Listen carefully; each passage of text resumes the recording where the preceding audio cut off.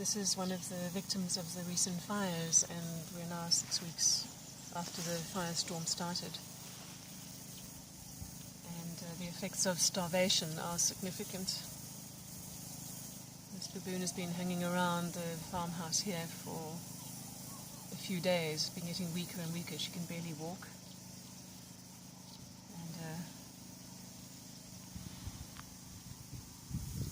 It's very unusual to be able to handle a baboon like this. She's lost from her troop. She's completely starved and her organs are being affected by that. And these are the victims of the fire that people aren't seeing anymore. They're hidden usually.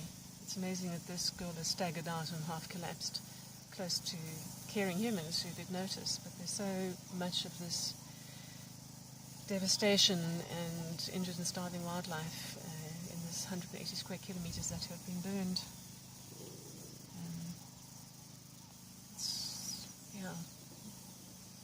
Assistance and relief is kind of dried up, so it's very difficult to be able to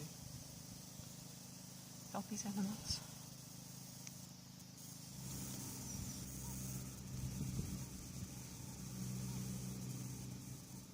This day has ended very sadly because the baboon we were trying to help has died.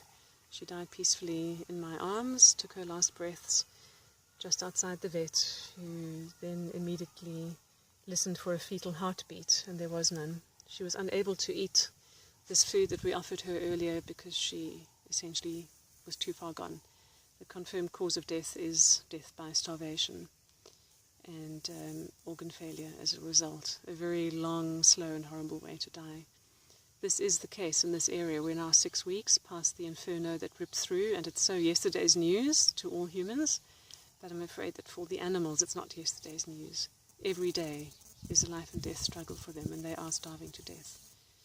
So I ask that anyone who's willing or able to contribute just even the littlest of bits, please help us. We pool our resources and we literally buy food to put out with a bunch of volunteers in different areas that have been so badly affected.